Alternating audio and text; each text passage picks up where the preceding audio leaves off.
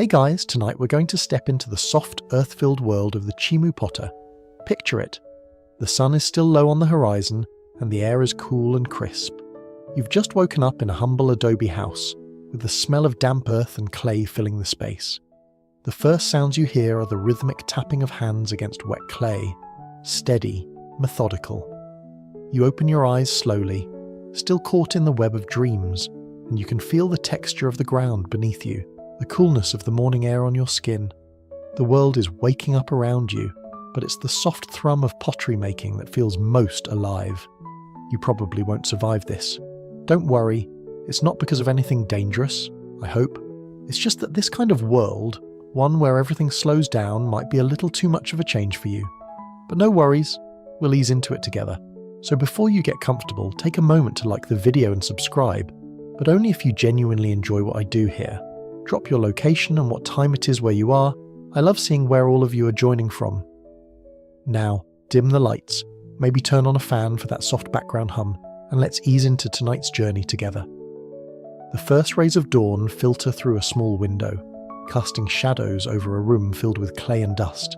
This is your world, the world of a Chimu potter, and you're about to begin your day in one of the most ancient and arguably most meditative crafts known to humankind. Pottery isn't just a profession here, it's a way of life, a language spoken by the hands and the earth. You stretch, rub your eyes, and rise from the reed mat beneath you. The cool floor beneath your feet a refreshing change from the warmth of the woven blankets. You've slept in this modest room, the simplicity of your surroundings a far cry from the luxurious homes of the elites. But there's no time to waste. This is the world of the potter, and work starts before the sun fully rises. As you move around the room, your feet stir up the soft dust that clings to the floor, the scent of clay and earth becoming sharper. The pottery wheel in the corner beckons, a sturdy stone base with a wooden platform that has been worn smooth by the touch of many hands over countless years. It's a simple tool, nothing fancy, but it's what you'll use to bring life to the earth beneath your hands. The wheel begins to spin slowly, and the world outside seems to fade away. There's something almost magical about the way the potter's wheel works. It's a quiet rhythm, almost like breathing. You press your fingers into the wet clay, and with each twist of the wheel, the shape of the vessel begins to take form. It feels natural, like an ancient dance. The clay moves beneath your hands, shaping into something both useful and beautiful. The process of shaping the clay is slow and deliberate, each motion an act of creation, each moment one of connection to the earth. Pottery making is an intimate craft. You can feel the earth's coolness in the clay, the smoothness and the grain of the material in your hands, and you understand that it's more than just a raw substance. It's alive in its own way. It's connected to the land, to the water, to the people. You're not just making objects to sell or trade. Each piece you craft carries a part of you. Some pots will hold water, others will store grain, and some will be used in ceremonies or rituals. But all of them are part of a larger cultural story. Pottery in Chimu society isn't just about function, it's an art form. The pots are adorned with geometric patterns, symbols that reflect the world around you, patterns of the earth, the sky, the animals and the stars. Historians still argue whether pottery was considered sacred, but it's clear that the Chimu potters saw their craft as more than a mere trade. It was a spiritual practice. The first part of the day is quiet. There's no rush, no hurry. You take your time, working slowly and carefully. Every now and then the faint sound of birds outside mixes with the sound of the wheel turning, creating a kind of natural symphony.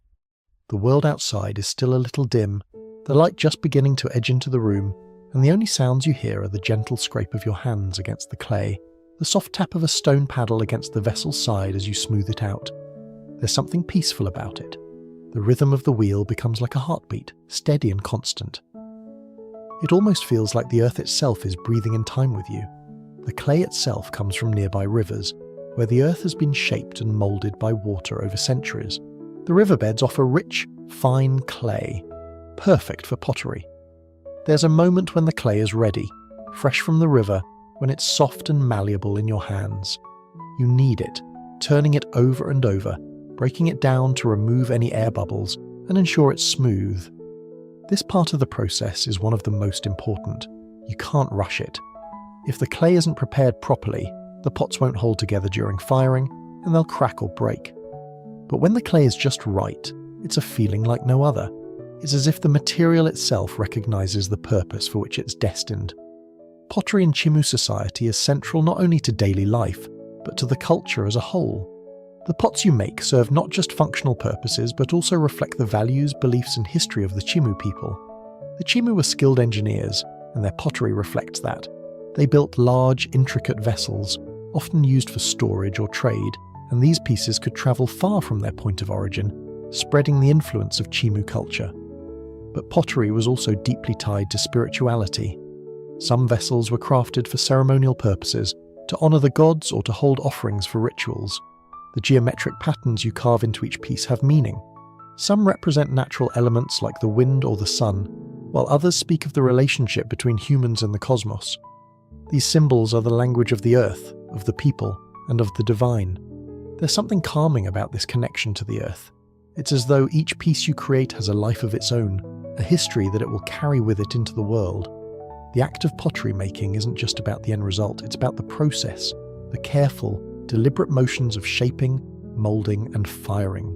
The satisfaction comes not only from the completed piece, but from the journey it takes from a lump of clay to a finished vessel. And as the day slowly unfolds, you find yourself lost in that rhythm, the work itself becoming an extension of you, a part of your life and your community. So you take a deep breath, steady your hands, and get back to work.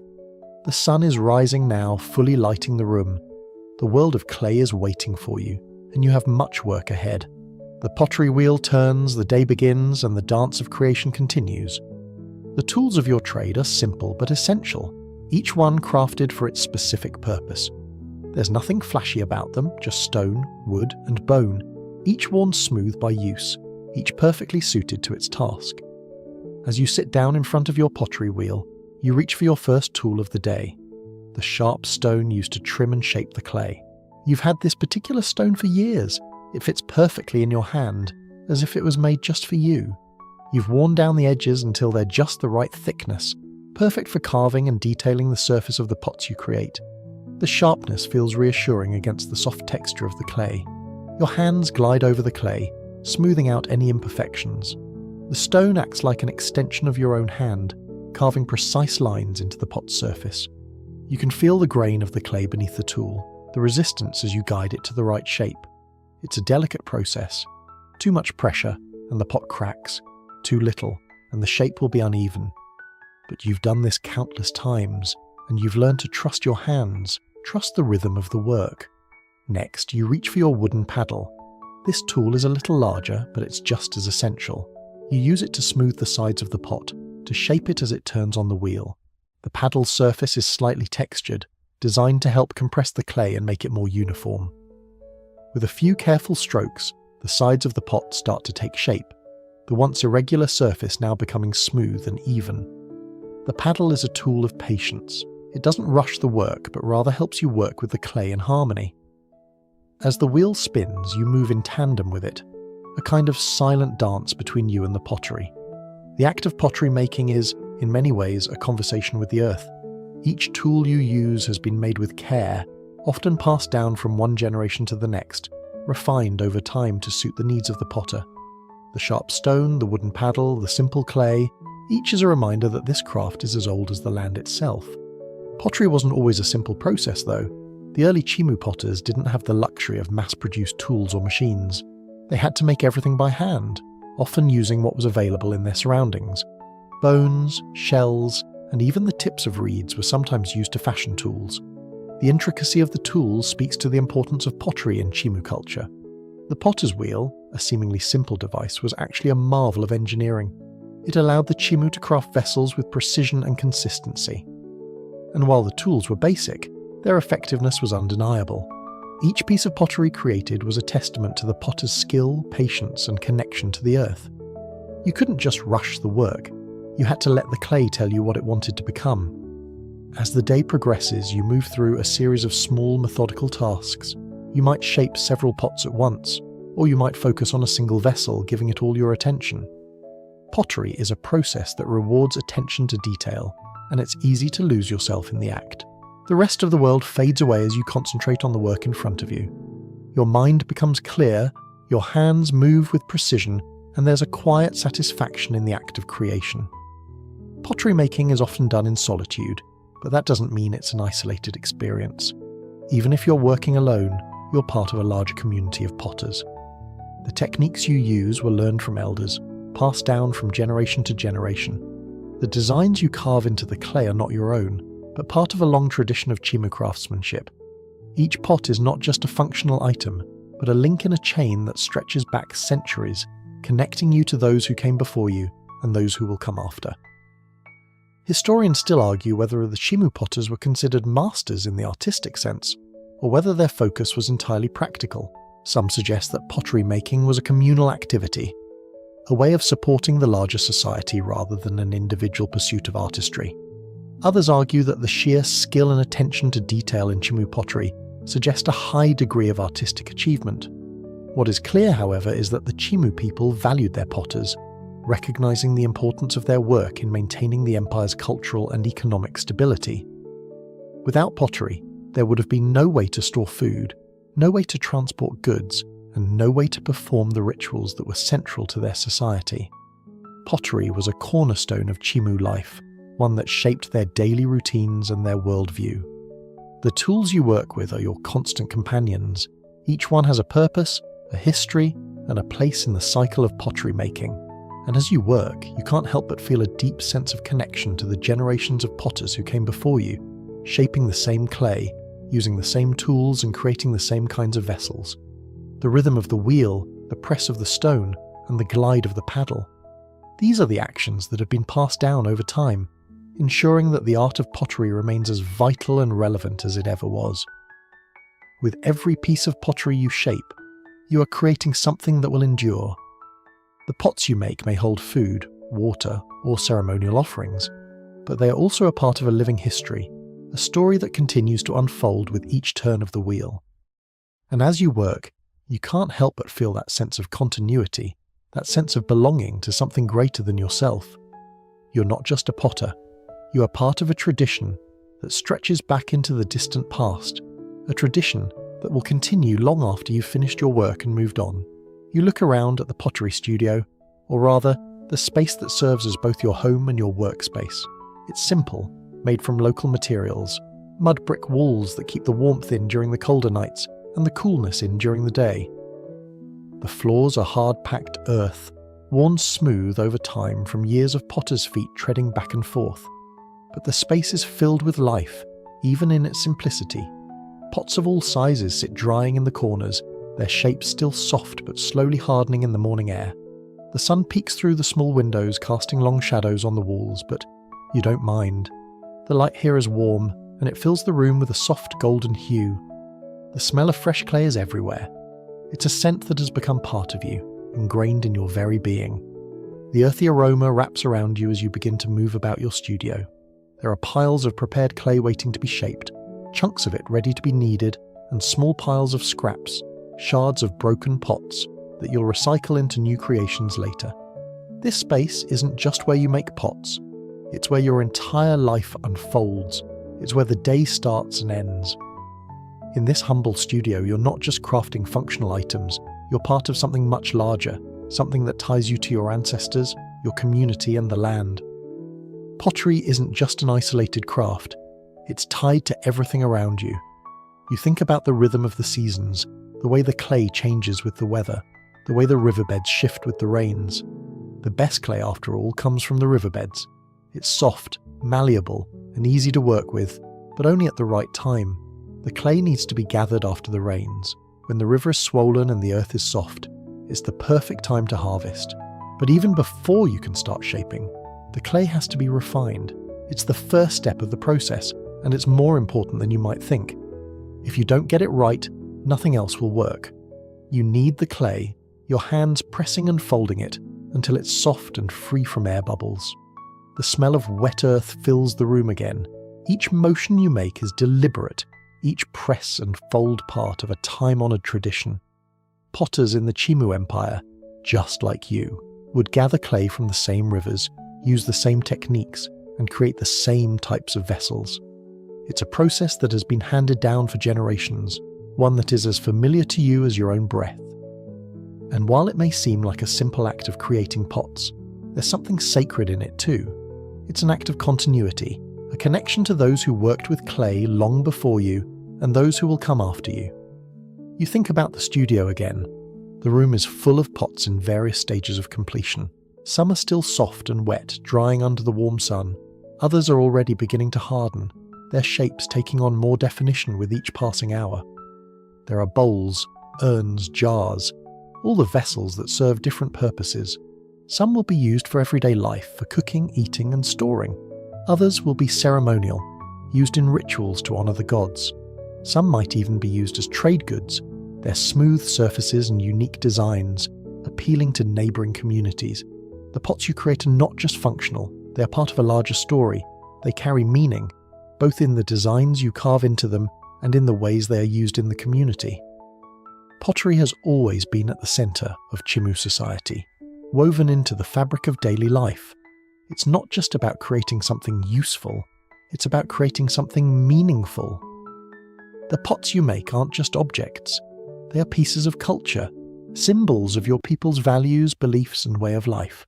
You think about the intricate designs you carve into the surface of your work. Some are geometric, others are inspired by the natural world, patterns that reflect the land, the sky, the sea, and the animals that inhabit your world. The designs are more than just decoration, they tell stories. They speak of the relationship between humans and the earth, of the connections between life and death, of the power of the gods. Historians still argue whether pottery was seen as a form of sacred art in the Chimu Empire. Some scholars suggest that pottery was a communal practice, something that the whole society relied upon, but did not necessarily elevate to the level of art. Others argue that the level of craftsmanship and attention to detail in Chimu pottery suggests a higher level of artistic achievement. What's clear, however, is that pottery wasn't just about function, it was about connection. It was a way to communicate with the world around you, with the past, and with the gods. As you begin shaping a new pot, you are mindful of the designs you want to carve into it. The surface of the clay is smooth and soft under your hands, and you begin to draw patterns in your mind. Maybe you'll carve spirals, representing the movement of water, or perhaps triangles, a symbol of the mountains that rise up in the distance.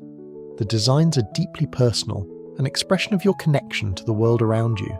They are also deeply communal, as you are part of a long tradition of potters who have used these symbols to tell the stories of the Chimu people. It's a quiet morning in the pottery studio, but there's a sense of purpose in the air. The process is simple yet profound, shaping the earth, moulding it into something both functional and beautiful. There is no rush here. You work at your own pace, trusting in the rhythm of the wheel and the clay. The work is slow, but it's also incredibly rewarding. The act of creation is, in itself, a form of meditation. Each piece you make is a reflection of who you are, of your connection to the land and to your people. As the day progresses, you continue working, slowly but steadily, adding more pots to the collection. Each one tells a story. Each one carries a piece of the earth with it, and as you carve the last details into your current piece, you pause for a moment, taking in the quiet of the studio. You look around at the pots drying in the corners, their surfaces marked with your designs, and you know that you're part of something much larger than yourself. You're part of a tradition that has endured for centuries, a tradition that continues to shape the world around you. As the sun climbs higher in the sky, the work continues and the hours blur into each other. The rhythm of the pottery wheel, the steady press of your hands into the clay, becomes a comforting beat, the kind of cadence you could lose yourself in for hours, maybe even days. The studio is now filled with the smell of drying clay, the earthy scent mingling with the warmth of the sun pouring through the window. There's a slight breeze, and you can feel it stir the dust on the floor, a soft reminder that the world outside is still turning. But here, in your pottery space, it feels like time slows down. The rush of the outside world doesn't reach you here. It's just you, the clay, and the tools that are your constant companions. The work is simple, but it's also demanding. Each movement must be precise, each piece needs your full attention. It's not just the shaping of the vessel that requires skill. It's also in the way you work with the clay, listening to it, feeling it beneath your fingers. The clay isn't just a raw material, it's a partner in this process, and you can almost hear it speaking to you, telling you what it wants to become. When you press your thumb into the center of the clay, it gives way, soft and pliable, but it also resists, like it's testing your determination. It's a delicate balance, one that requires patience and practice. The process isn't just about the physical act of shaping the clay, though. It's about the preparation. Before you even touch the wheel, you need to prepare the clay, ensuring that it's just the right consistency. It's a bit like making dough, you might think, if you're familiar with baking. Too dry and it'll crack under pressure, too wet and it won't hold its shape. The key is in the texture, that perfect balance between softness and firmness. When the clay is just right, it's almost like a living thing, ready to be molded into something new. It's the first step in a series of careful actions, each one building on the last. You start by breaking off a chunk of the clay, the rough, dense material still damp from the riverbed where it was gathered.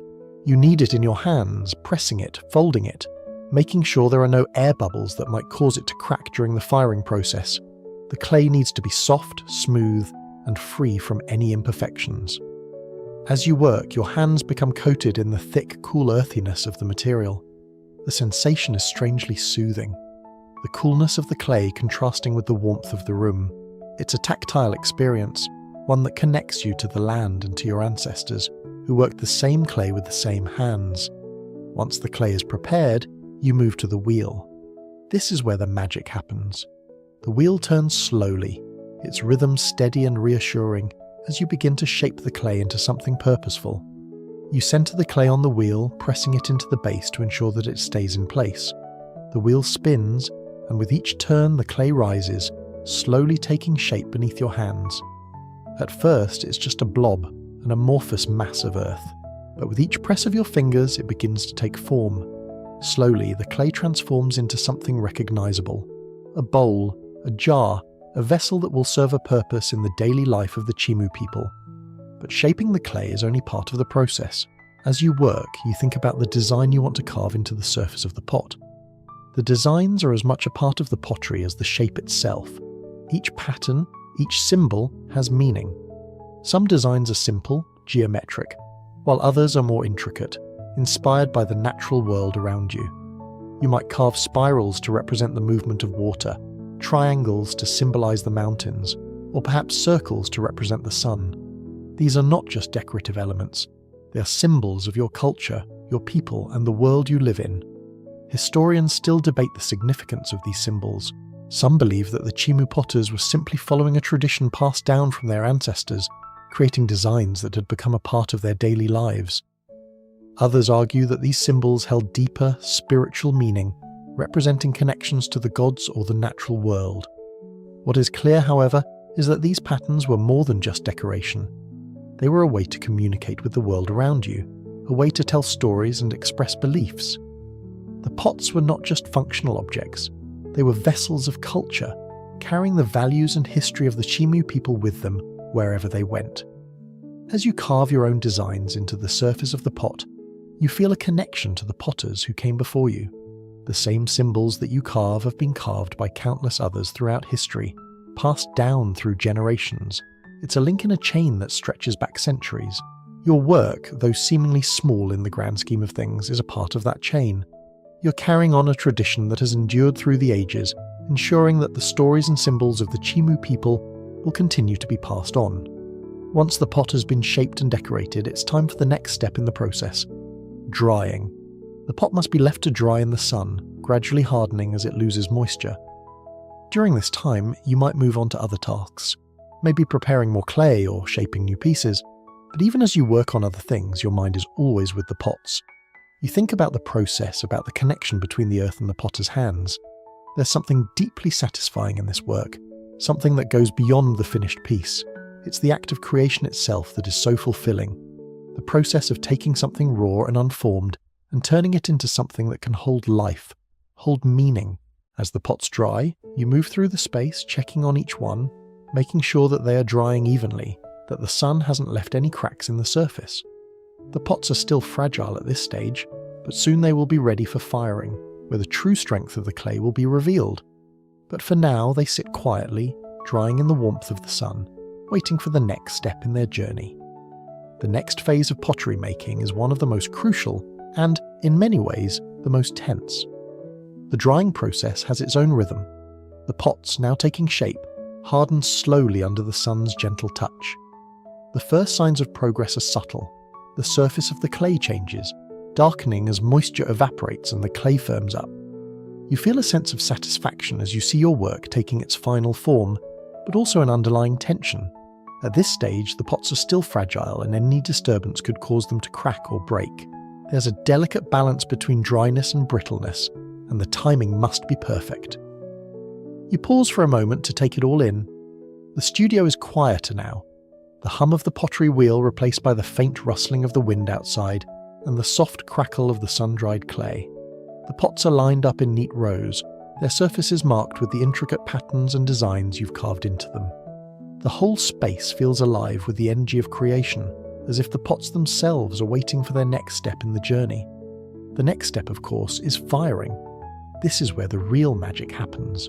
The point where the clay transforms from a soft, malleable substance into something strong, durable and lasting. Firing is both a test of your skill and a test of patience. The process is simple in concept but difficult in execution. The pots must be carefully loaded into the kiln, stacked just right to ensure that the heat reaches every corner. Too much heat and the pots will crack, too little and they won't harden properly. It's a balancing act, one that requires years of experience to master. Historians still argue about the exact method used by Chimu potters to fire their pottery.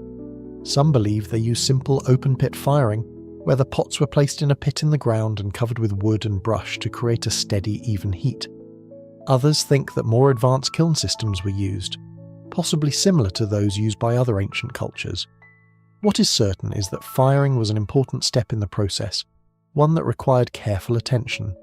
The pots had to be watched closely as they were fired, the temperature carefully controlled to avoid any mishaps. The heat from the fire would harden the clay, transforming it into something much stronger and more resilient.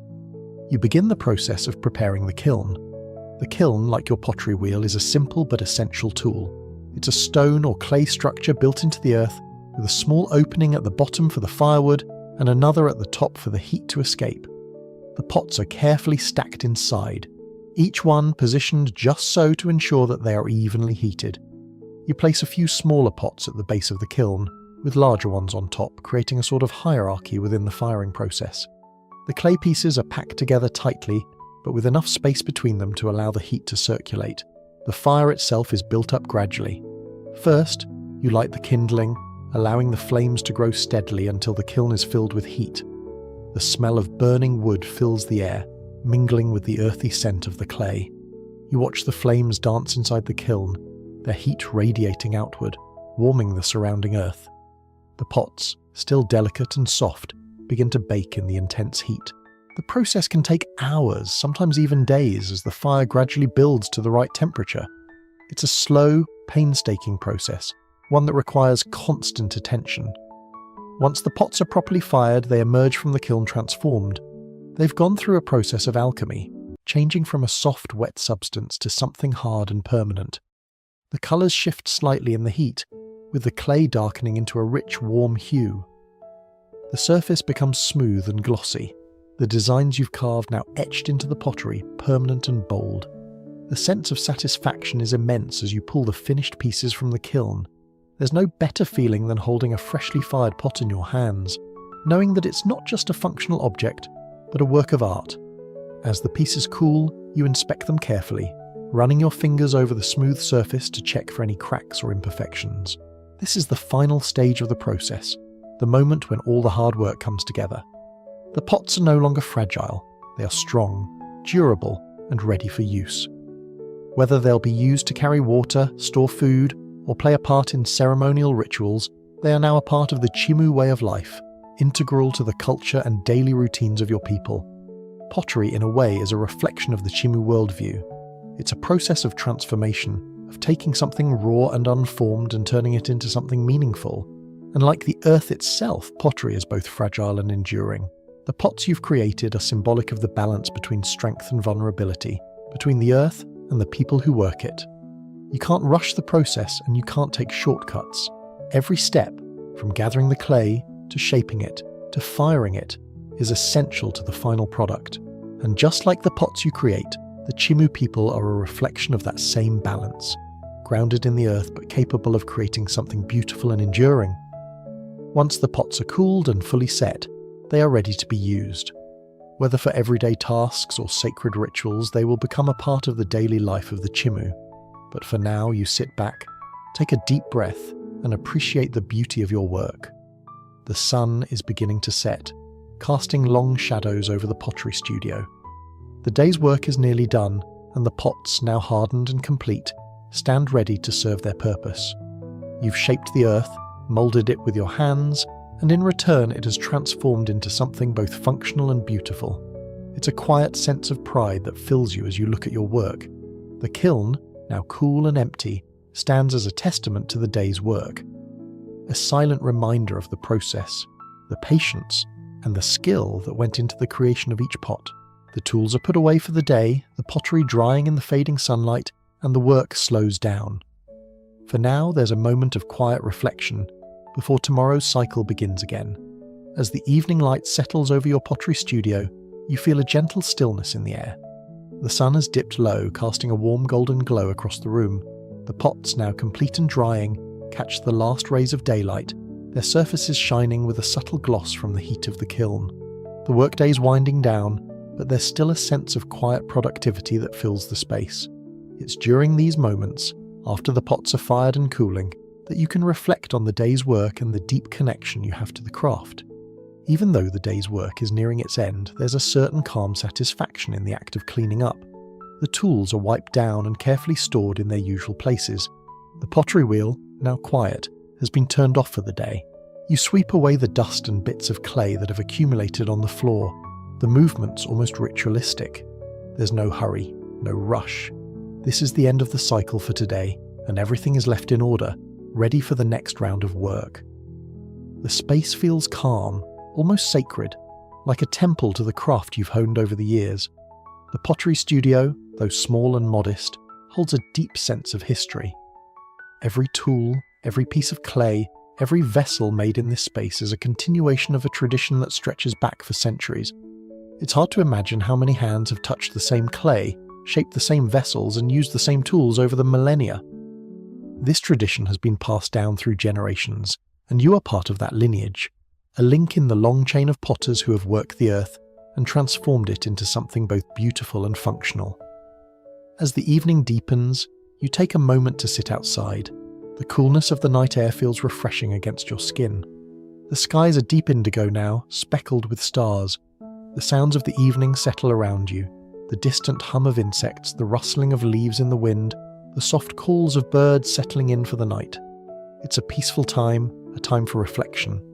Your thoughts wander to the pots you've created, each one a unique expression of your hands, your tools, and the earth. Some will be used in everyday life, perhaps to hold water, store grain, or prepare food. Others, though, may be used in rituals, serving as vessels for offerings to the gods or for ceremonies that connect the people to the spiritual world. There's a deep sense of meaning in this work, and it's this connection to something greater that makes pottery so special. The role of pottery in Chimu society goes far beyond the simple need for functional vessels. Pottery is intertwined with the cultural and spiritual life of the Chimu people. The pots you create are not just objects, they are vessels of culture, carrying with them the stories, beliefs, and traditions of the Chimu Empire. As you sit quietly in the cool evening air, you think about how this ancient craft connects you to the past and to the future. Pottery is both timeless and transient. Each piece, once created, will live on as a part of the Chimu legacy, even long after the potter is gone. Historians still debate how pottery was used in the spiritual and ceremonial life of the Chimu people. Some suggest that certain pots were used to hold offerings for the gods, while others were used as burial items meant to accompany the deceased in the afterlife. The intricate designs etched into each vessel with their geometric patterns and symbolic motifs are thought to have spiritual significance, representing the natural world, the gods, and the universe. These pots weren't just tools, they were spiritual artifacts imbued with meaning and purpose. As you look at the pots drying in the fading light, you're reminded of the delicate balance between the sacred and the mundane. Pottery, like all forms of craftsmanship, is about more than just the end product. It's about the process, the slow, careful work that goes into each piece. It's about the act of creation, the connection between the hands, the tools, and the earth.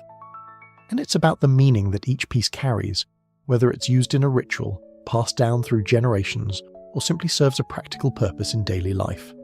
The quiet of the evening settles in, and you find yourself reflecting on the day's work.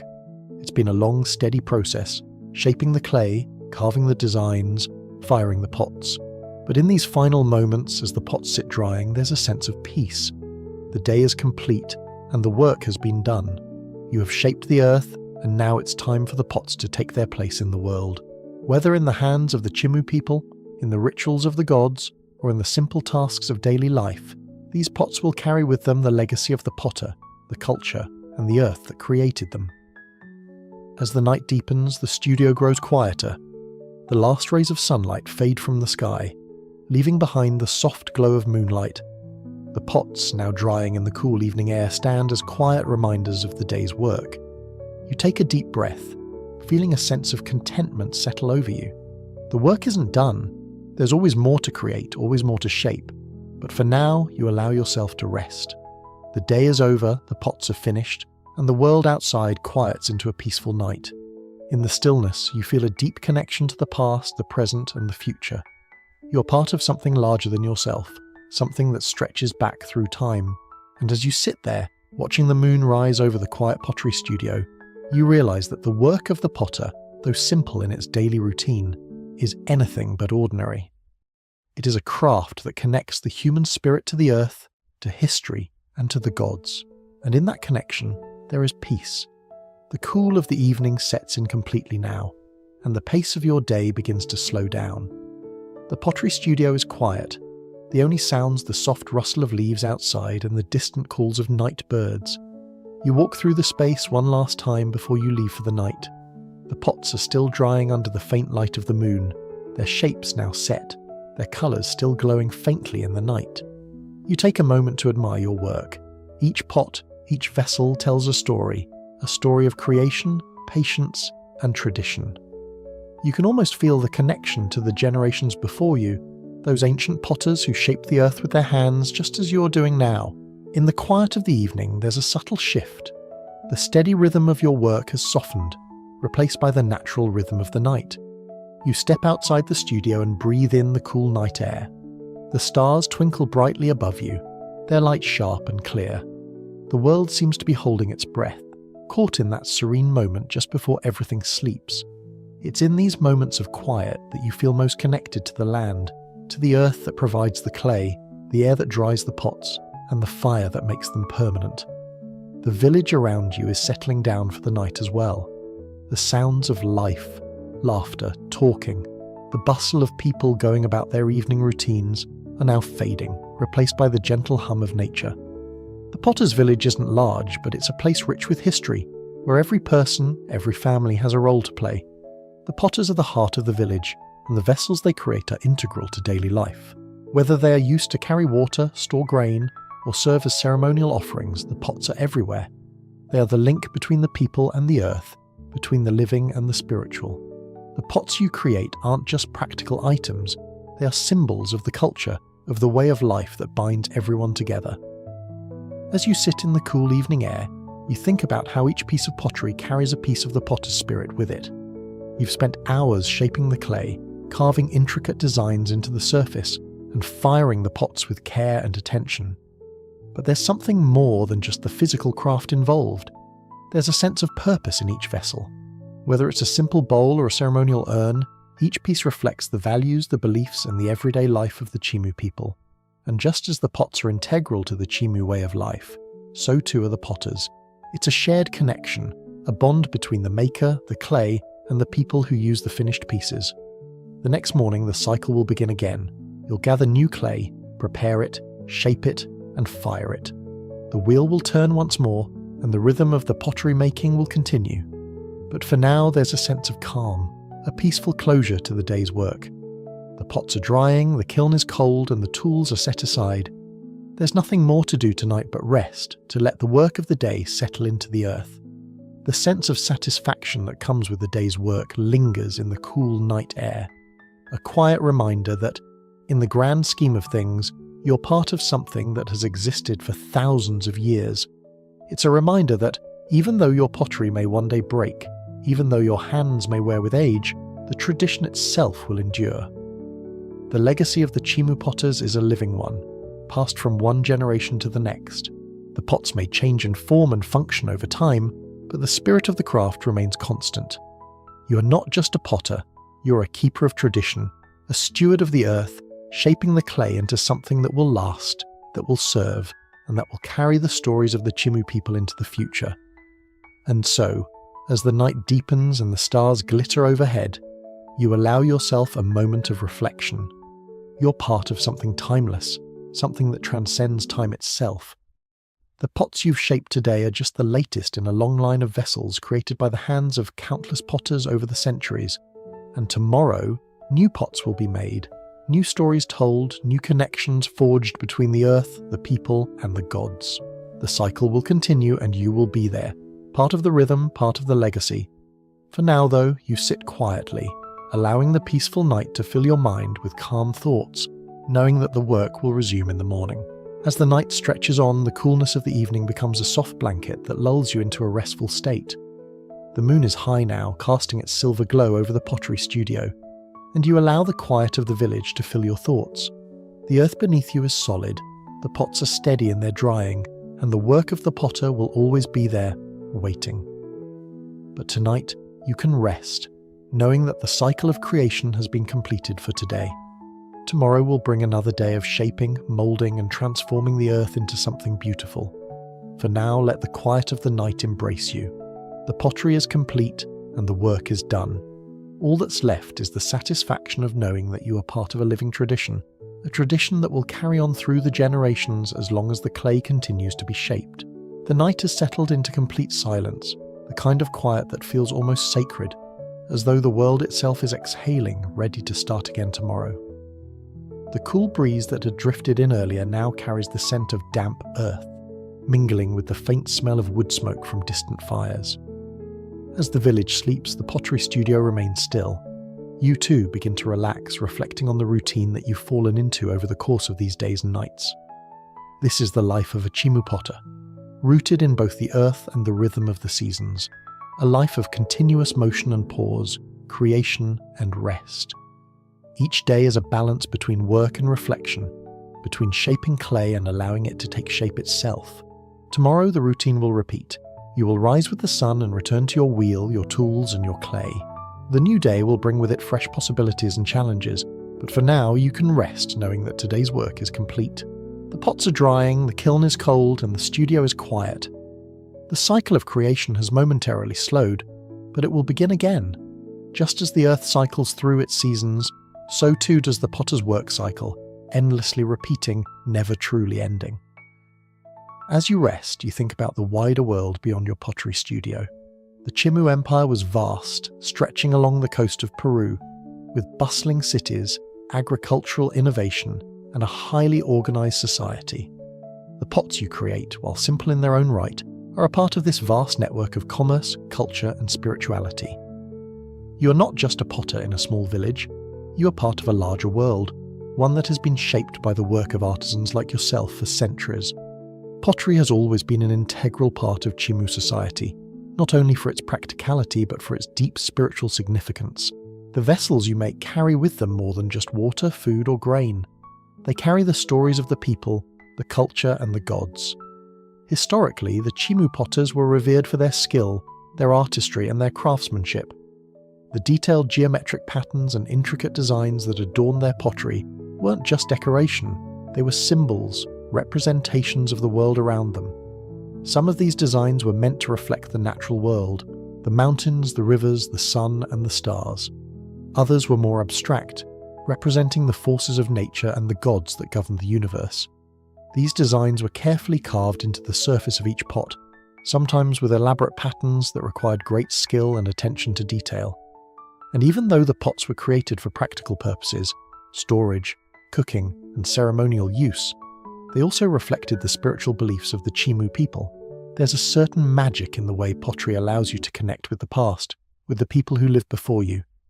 The designs on your pots aren't just your own. They are the same symbols, the same motifs that have been used by potters for generations. Each time you carve a new design, you're participating in a timeless tradition, a tradition that spans across centuries and continues to shape the cultural identity of the Chimu people. And as you look around the studio at the pots you've created today, you can't help but feel a deep sense of connection to that long lineage of potters, those who work the clay before you and those who will continue after you. But for now, as the night deepens and the stars continue to twinkle above, you allow yourself to rest. The pots, now drying in the cool evening air, stand as quiet witnesses to the work you've done. They have been shaped by your hands, but they are also shaped by the land, the clay, and the traditions that have been passed down through generations. You are part of a living history, a history that continues to evolve with each new piece of pottery created. And tonight, you allow that history to settle around you, a gentle reminder of the cycle of life and work that has been going on for centuries. The evening grows darker and the village becomes quieter still. The work of the day has ended and the pots are left to dry, their soft surfaces slowly hardening as the cool night air wraps around them. The kiln is cold now, its heat spent, and the tools are carefully put away for the night. Tomorrow will bring more clay, more shaping and more firing. But for now, everything is still. The pots rest, the village rests, and you, the potter, rest as well. The cycle of creation will continue tomorrow, but for tonight, the earth holds its breath and you find solace in the quiet. As you sit back, gazing at the stars above and the pots drying in the gentle moonlight, you understand the timeless rhythm of the craft. Pottery, like the earth itself, is a constant cycle, shaping, drying, firing and resting. It's a rhythm that never truly ends, one that echoes the cycles of nature, of life and of time. And in this stillness, you feel at peace, knowing that you are part of that eternal flow. Tomorrow, you will return to the wheel, the clay and the earth. But for now, you let the night wrap around you like a blanket, and the cycle of the potter's work fades into the quiet of the evening. As the first light of dawn creeps into the studio, you begin to stir from your rest. The night has been peaceful, and you can feel the quiet stillness of the early morning settling into your bones. The day is new, and as with every new day, the work begins again. The pots you created yesterday are still drying in the corner, their shapes now firm but their surfaces still soft under the light touch of your fingers. The work you did yesterday, the shaping, the carving, and the firing, has led you to this moment, the moment when the pots are ready to be used. And though the work is far from over, you feel a sense of satisfaction in seeing them take shape. You stand up slowly, stretching your arms and legs as you feel the cool morning air seeping into the studio. The temperature is still low, but the warmth of the day will soon follow, heating the earth beneath your feet. The rhythm of the day begins to reassert itself, and you start your routine once again. As you move about the studio, checking on the pots, wiping down the tools and gathering fresh clay, there's a sense of calm purpose that accompanies each action. There's no rush, just the quiet, steady rhythm of the potter's life. There's something deeply grounding about the act of starting over, of returning to the wheel once again. The clay is ready to be shaped, the tools are in place, and the morning sun shines softly through the window. The repetition of the work is both comforting and fulfilling. It's as though you're part of an eternal cycle, one that has been going on for thousands of years and will continue long after you're gone. The simple act of moulding clay into something functional and beautiful is a connection to the past, a reminder that you're part of something much larger than yourself. You knead the clay in your hands, pressing out the air bubbles and smoothing it until it's just the right consistency. The smell of fresh earth fills the room, and you feel the familiar texture of the clay as it moulds under your fingers. The process is familiar, and yet each piece of pottery feels like a new beginning, a new opportunity to create something unique, something meaningful. Whether you're making a simple bowl or a large ceremonial urn, each pot carries with it the essence of the earth, of your hands, and of the people who will use it. As you begin to shape the clay on the wheel, you lose yourself in the motions. The wheel turns slowly, and with each rotation you press and mould the clay, feeling it take shape beneath your hands. There's a certain rhythm to the movement, a dance between you and the wheel, between you and the clay. It's a process that requires patience and attention, but it's also one that rewards you with a sense of calm satisfaction as the clay slowly transforms from an amorphous mass into something purposeful. The The designs you carve into the surface of the pottery will come later. For now, you focus on shaping the basic form of the pot. The wheel spins, the clay rises, and you work steadily to guide it into shape. The process is meditative, and you can almost lose track of time as you work. The world outside the pottery studio seems distant now, a blur of sounds and movements. But here, in this small space filled with clay and earth, everything is focused. The rhythm of the wheel and the steady press of your hands are all that matters. Once the basic form is complete, you move to the next step. You reach for your tools, the sharp stone for trimming the edges, the wooden paddle for smoothing the surface.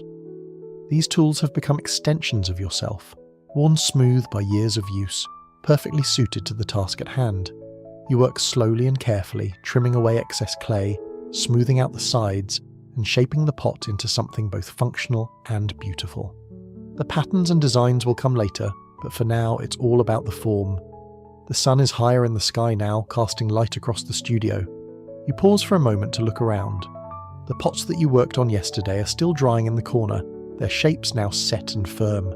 They're a testament to the work you've done, and as you glance at them, you feel a deep sense of pride. The day is just beginning, and already you've made progress. There's more work to be done, of course, but for now the pots are resting, waiting for the next phase of their journey. Tomorrow you will return to the wheel once again, shaping new pieces and continuing the cycle. The pots you make today will join the others, becoming part of the larger community. They will be used, traded, and passed down through generations, carrying with them the story of their maker. Pottery isn't just about creating objects. It's about creating connections, building relationships, and telling stories. The pots you make will serve as vessels not just for water or grain, but for the culture, the history, and the spirit of the Chimu people. And in that, there's a kind of immortality. Each piece of pottery, each curve and line carries with it a part of you, and as long as the pots are used, your work will live on. The day unfolds, and the work continues. You will spend the next hours shaping, moulding, carving, and firing. But even as the day goes on, there's a quiet satisfaction in knowing that you are part of a tradition that stretches back through time.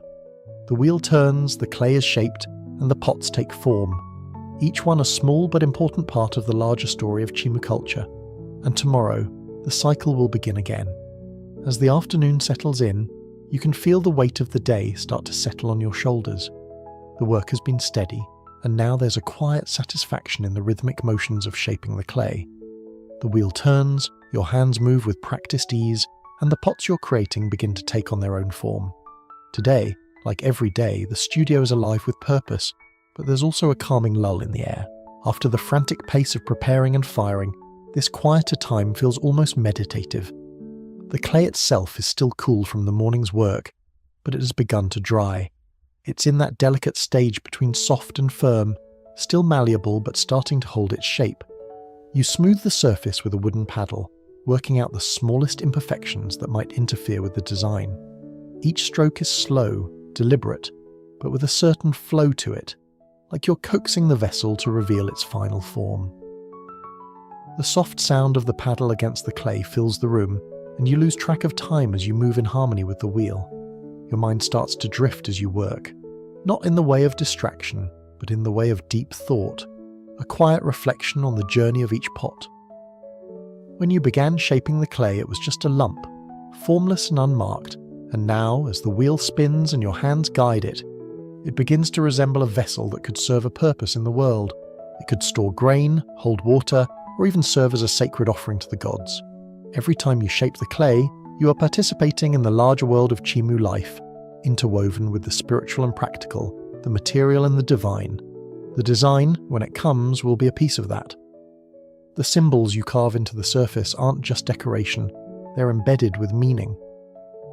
The swirling lines might represent the wind, the patterns like the ripples of water that follow a rainstorm. The geometric shapes speak of the mountains surrounding your village, their sharp peaks towering into the sky, the solid, unyielding nature of the earth. These patterns carry stories and symbols, tales of the past, of the gods, and of the world you and your people inhabit. They carry the meaning of the land, the sky, and the connections between human and nature. You take a moment to reflect on the symbolic nature of the designs. Historians still argue about the true meaning behind many of the Chimu pottery patterns. with some suggesting they were purely aesthetic, while others believe they had more profound spiritual or religious significance. Some say the geometric designs represented a cosmic order, an understanding of how the universe was structured, of the balance between the physical and the spiritual. The debate continues, but you don't need to answer it. For you, the act of carving these patterns is a part of something much older than yourself. It's a ritual that connects you to generations of potters who have worked these same materials with the same respect. The clay is now beginning to firm up, the vessel holding its shape more firmly, and you begin to turn your attention to the details. You reach for your sharp stone tool, feeling its cool surface as you begin to etch more intricate patterns into the pot. The designs come to life under your hands, each line carving out a part of the world around you. The stone digs into the clay with a satisfying resistance, each stroke deliberate and full of intention. The more you carve, the more the pot takes on a character of its own, as though it's no longer just an object of utility, but a part of a larger story. The lines, the patterns, the curves, they all come together to tell a tale that transcends the clay and the hands that shape it. As you work, you can't help but think about the pots that have been made here before you. These designs, these patterns, they've been passed down from generation to generation, slowly evolving but always retaining the same core meaning. The pots that sit drying in the corners of the studio are not the first to be shaped with care, and they won't be the last. They are a part of a long lineage of craftsmanship, each pot telling a story of the land, of the people, and of the gods who watch over them. You are simply the latest link in this chain, a chain that stretches back through the centuries, carrying with it the stories of your people. The kiln, waiting in the corner of the studio, stands as a reminder of the work still to come. Once the pots are finished, once they have dried completely and the designs have been etched into them, they will be placed inside to be fired. The process will take time, and you will need to be patient. But the fire will turn the clay into something much stronger, something that will endure. The warmth of the kiln will complete the transformation, sealing the clay and the designs, and giving them the strength to last for generations to come. For now, though, there is still more shaping to do. The sun is now high in the sky, the room warmed by its light, and you continue your work in the steady rhythm of pottery making. You have the rest of the afternoon to finish shaping these pots, carving the final designs, and preparing them for the kiln. There's no rush. The work is not about speed, but about precision and care. Every curve, every line, every stroke matters, and as you finish each piece, you are reminded that, though the work is repetitive, each pot is unique. It is a creation of your hands, your thoughts, and your connection to the earth. The afternoon stretches on, and the pots in the studio continue to take shape, one after the other, as they move toward their final form. Tomorrow, they will be fired, hardened, and transformed into vessels that will serve the Chimu people in ways both practical and sacred.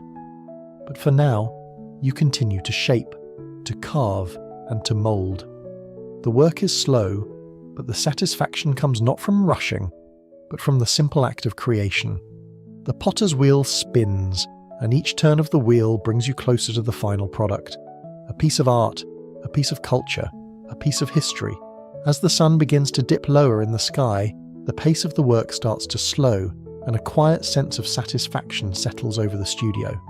The pots are almost done for the day. You've shaped, moulded, and carved each piece with care, and now, as the final designs are etched into the surface, you feel the weight of the day's work lift. The quiet rhythm of pottery making has filled the hours, spinning, shaping, carving. With each turn of the wheel, you're closer to completing the cycle, and yet there's always something more to do. The pots must dry, the kiln must be readied, and soon the entire process will begin again. The work of a potter is never truly finished. Even as one set of pots is completed, the need for new pots continues. It's a constant cycle, shaping the earth, firing it, and sending it out into the world to be used, appreciated, and eventually replaced by more creations. The process may repeat itself daily, but it's a process that is as necessary as it is timeless. The pots you've made today will one day be used by others in the community, whether for storage, cooking, or sacred purposes. Some will be sold in trade, while others will be passed down through generations, becoming part of the community's history. The sun has now sunk completely beneath the horizon, and the last traces of light fade from the studio. The room is quiet now, filled only with the sound of your slow movements as you finish up the last of the day's work. You inspect each pot, running your hands over the smooth surfaces, making sure that the designs are exactly as you envisioned them. Each line is sharp, every curve intentional. You can already see the finished product in your mind. The smooth, durable pots, ready for use, ready to carry out their function in the Chimu world. But for now, the work is done. You place the last pot in its designated drying spot and take a deep breath, feeling the satisfaction of a day well spent. The tools are cleaned and set aside, the pottery wheel is turned off, and the studio is left in a peaceful, quiet state. The clay will continue to dry overnight, and tomorrow you will return to continue the work. The kiln, still cold from the last firing, awaits its next task, firing the new pots and turning them from soft clay into something much stronger. But that is tomorrow's task. For now, you let the calm of the evening wrap around you. You step outside the pottery studio, the cool night air greeting you as you leave the warmth of the clay-filled room. The village around you is quiet, the only sounds coming from the soft rustling of the wind through the trees. The sky above is clear, and the stars shine brightly. You pause for a moment, taking in the view, the vast sky stretching above you, the moon casting its pale light over the earth, and the village that surrounds you. There is something deeply comforting about the stillness of the night. It is in these quiet moments that you feel the deep connection to the land, to the work, and to the people whose lives your pottery will touch. You walk slowly through the village, your steps in rhythm with the steady pulse of the world around you. It's a familiar rhythm, one that has been passed down for generations. The potters, like you, have worked this land for centuries, creating vessels that serve both practical and spiritual purposes. The pots are more than just functional objects. They are pieces of culture, crafted with care, shaped by the hands of those who understand the earth and its rhythms. Historians still debate the role of pottery in Chimu society. Some suggest that pottery was purely a utilitarian craft, necessary for everyday tasks but not seen as particularly artistic. Others, however, argue that the intricate designs and the level of craftsmanship that went into creating each piece were highly valued, and that pottery was an important part of the culture's identity. What is clear, however, is that pottery was an essential part of life in the Chimu Empire. The pots made here, whether used for food, water, or ceremonial purposes, were integral to the survival and prosperity of the Chimu people. As you walk through the village, you pass by the homes of your fellow potters, their simple adobe houses nestled into the earth. Each house is a reflection of its owner, much like the pottery they create. The homes are modest, but each one holds a story, a history of generations who have lived here and worked the land. You stop for a moment to glance at the pots drying outside one of the homes. The designs are different from your own, different shapes, different patterns, but they share the same spirit of craftsmanship. The potters who made them are part of the same community, part of the same tradition, and in that there is a shared sense of pride. As the night deepens, you return to your own home, the peaceful sounds of the village filling the air. You sit down, your mind still swirling with thoughts of the day's work. The pots you've created are not just items. They are part of a story, part of a tradition that stretches back through the centuries. Each pot is a vessel not just for material goods, but for culture, for identity, for the Chimu way of life.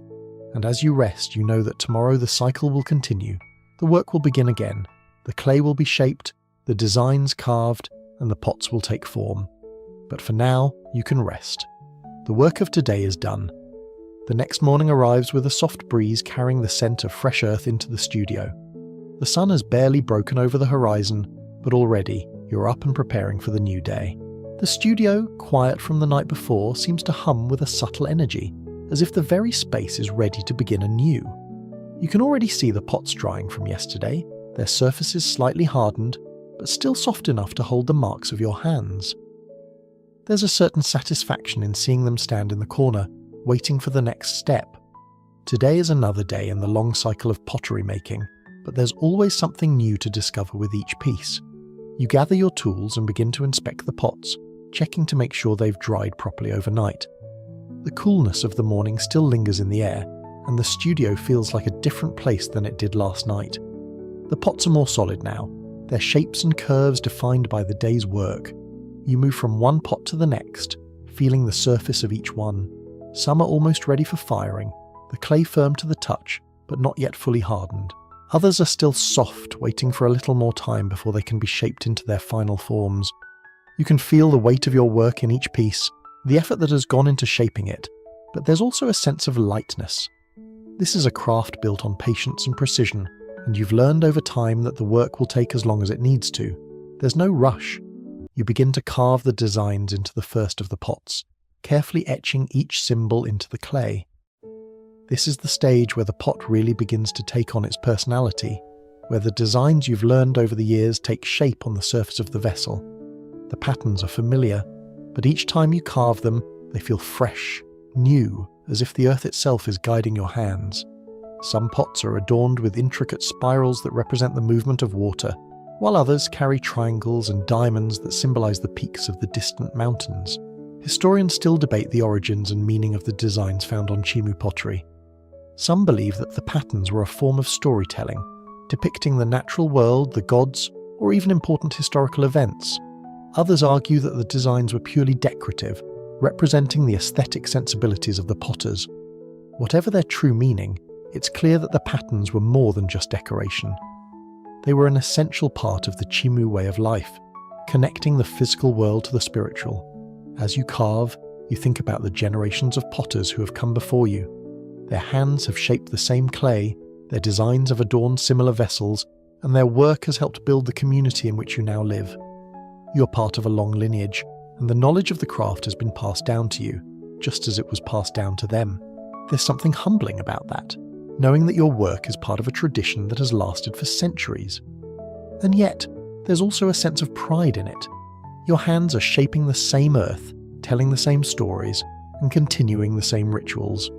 The pottery is not just about what is created, it's about the act of creation itself. With each piece, you're participating in a process that goes beyond the physical act of shaping clay. The designs are symbolic of the relationship between the Chimu people and the land they inhabit.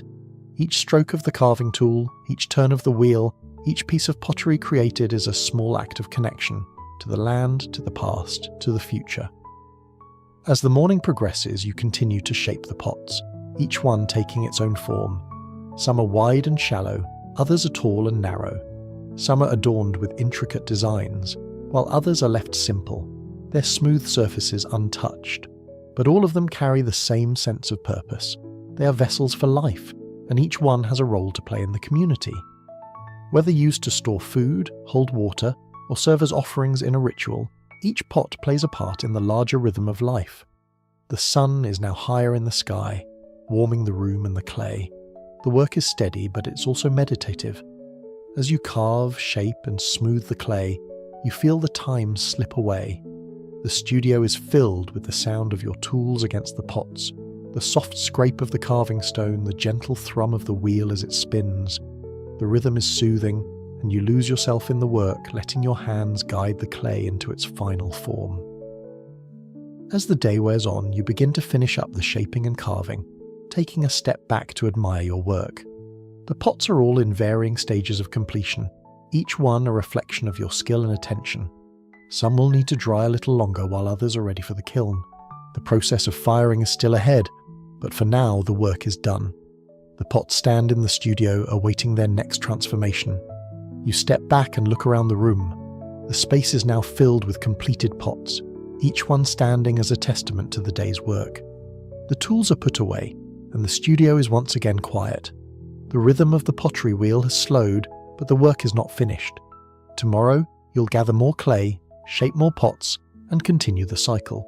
But for now, the pots are drying, the kiln is ready, and you can rest knowing that the day's work has been done well.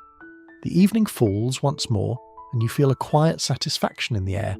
It's a familiar feeling, the satisfaction of a day well spent, of work completed with care and attention. The cycle of creation continues, and you are a part of it. The pots you've made will carry on the traditions of the Chimu people, telling their stories and serving their needs for generations to come. And as you prepare to rest for the night, you know that tomorrow will bring another day of shaping the earth, another day of carving stories into the clay. The work may never truly end, but for tonight, the pots are drying, the world is at rest, and you can rest, knowing that the cycle continues. The dawn of a new day finds you once again standing in the studio, the air still cool but already filled with the faint warmth of the sun creeping in through the window. It's early, the village still quiet, and the rhythm of the day has yet to begin in earnest. But for you, the cycle has already started again. The clay is waiting and the tools are ready. The pottery wheel, still cold from yesterday's work, stands patiently, awaiting your hands to bring it to life once more. It's like this every morning, the start of a new cycle, a continuation of the one before. The pots that were drying the day before are now firmer to the touch. Their shape's now clear, but they're not quite ready to be fired. They need a little more time, so you move to the next task at hand, gathering new clay. The fresh, soft material waits just outside, near the riverbed, where it has been softened by water and the natural processes of the earth. The clay you collect today will become the pots of tomorrow, the vessels that will carry the stories of the day forward into the future. You step outside, feeling the earth beneath your feet as you make your way to the river. The morning is still cool and the air is thick with the scent of damp earth. The river flows slowly, the sound of water flowing over stones a comforting background to your thoughts. You kneel at the riverbank and begin the familiar task of digging for clay. The coolness of the earth contrasts with the warmth of the sun rising higher in the sky, and as you work, you feel connected to both.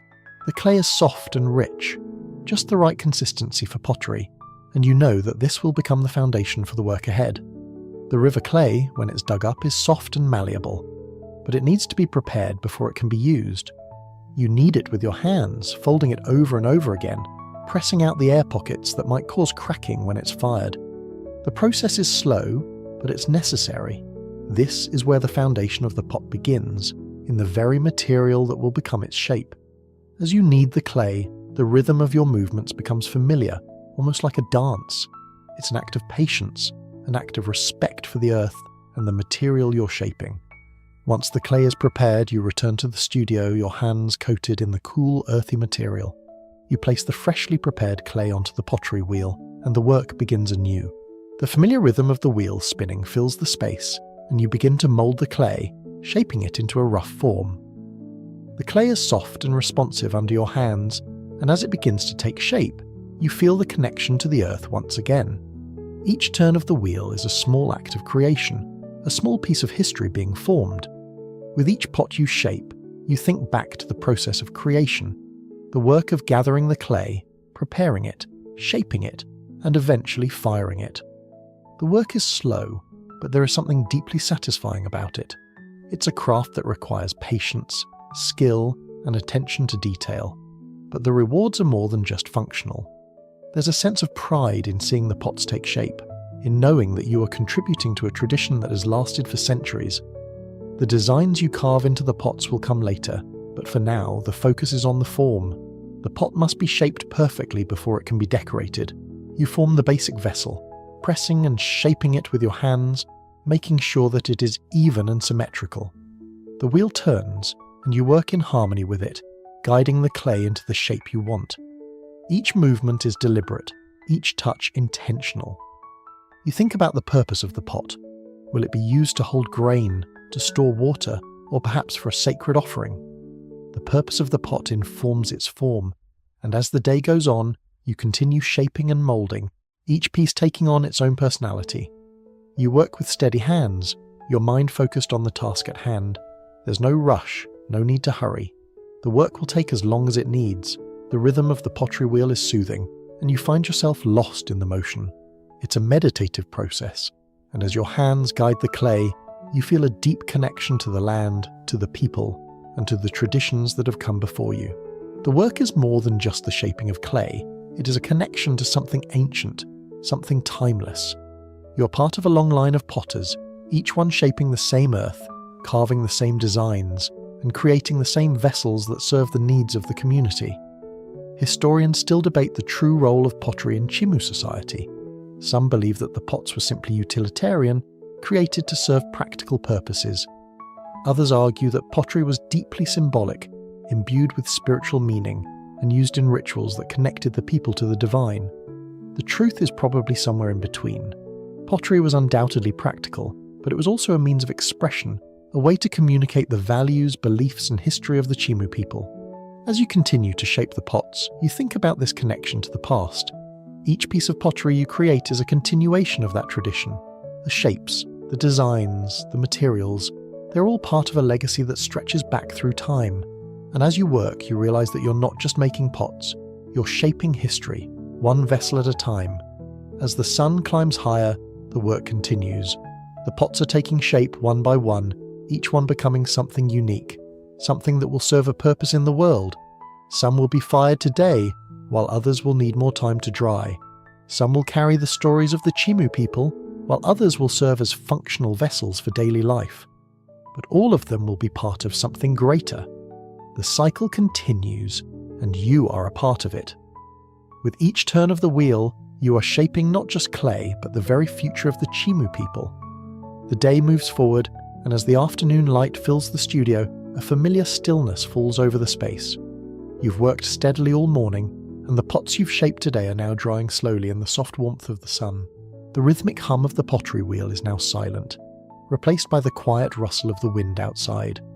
The world outside your studio is waking up, but here in your workshop, time feels suspended. The pots, still soft and delicate, rest in the corners of the room, their forms slowly hardening as the sun dries the clay. There's something beautiful about this moment, the brief pause between the act of creation and the next step. The pieces you've worked on today are in their early stages, and they still need time to settle into their final shape. The clay is no longer pliable, but it is still fragile, and it requires patience.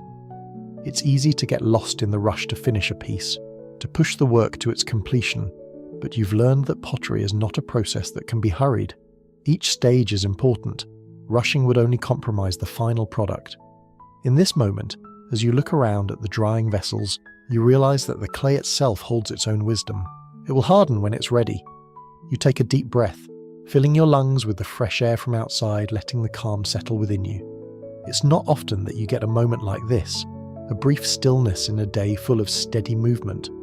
But as you stand there, looking at the work you've completed so far, there's a quiet satisfaction in knowing that you are part of something that will last.